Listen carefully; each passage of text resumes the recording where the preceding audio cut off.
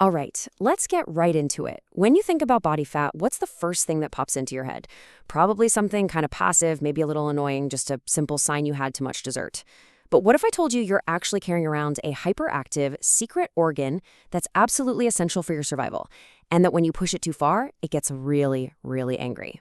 Yeah, most of us tend to see fat as just a lazy backpack for extra energy. But the truth is so much more complex. The reality is that your body fat is a dynamic endocrine organ. Think of it like a communication hub that's constantly talking to the rest of your body 24/7. So it's time we started thinking of it less like a storage unit and way more like a mission control center. So let's pull back the curtain and get to know this secret organ. At its core, yeah, fat is our body's organic battery. It's this incredible survival superpower we evolved to store energy from food, helping us get through times when food was scarce. But here's the thing. Its most important job isn't even storage, it's communication. So what does it even mean to be an endocrine organ? Well, it means your fat is actively producing and sending out hormones that manage tons of crucial processes. It's in a constant hormonal chat with your brain, your liver, and even your immune system, telling them how to work together. It's supposed to be a team player, and usually it is. But here's the twist in our story. This organ isn't just one single thing. See, there are different types, and this is where things can start to go very, very wrong. Let's meet the two main players. First up, you have subcutaneous fat. Now, this is probably what you picture when you think of fat. It's that soft, kind of gooey layer that sits right under your skin. Its main jobs are to keep you warm and act as a cushion. And honestly, for the most part, this type is relatively harmless. And then we have the villain of our story, visceral fat. This is the dangerous stuff. It's not on the outside, you can't pinch it. It's nestled deep inside your abdominal cavity, wrapped around your vital organs like your liver and intestines. And crucially, it's highly sensitive to stress hormones, which makes it a particularly volatile character. So this all brings up a really practical question. The location of your fat matters a lot. Now that you know about this dangerous visceral fat, which of these common body shapes do you think carries a greater health risk? And the answer is the apple shape. When fat is concentrated around the torso, it's a pretty strong clue that there's a higher amount of that dangerous visceral fat hiding in there, putting you at a much greater risk.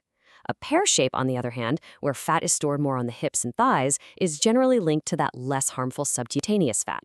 Okay, so what happens when this organ, especially that visceral fat, gets pushed way past its limit? Well, there's a breaking point, a point where this vital system starts to turn on you, and it transforms from a helpful organic battery into a toxic one. It's almost a simple problem of physics. As fat cells get bigger and bigger, they can literally outgrow their own blood supply.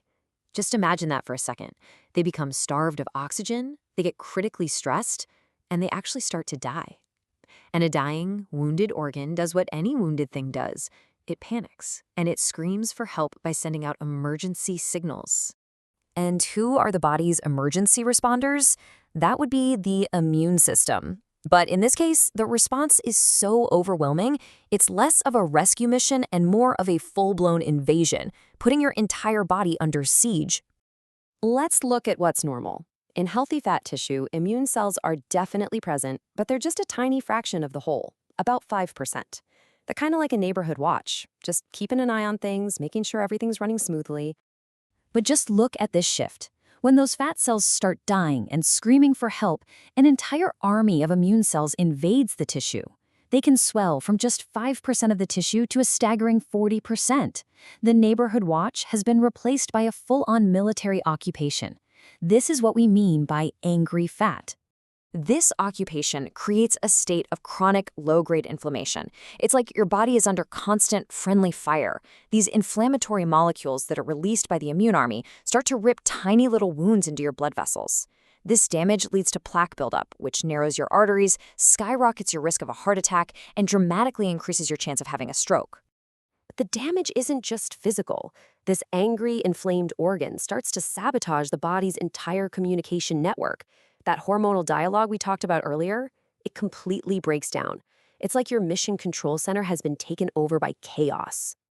Let's see how this affects one of the most important signals, hunger.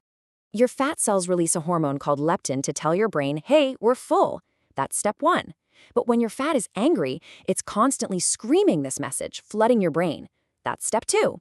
Eventually, your brain gets overwhelmed and just tunes it out. It essentially goes deaf to the signal. That's step 3.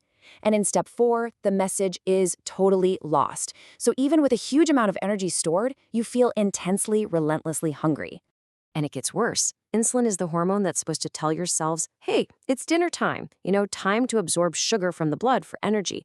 But your cells, which are also deafened by all that constant inflammation, they stop listening to insulin too.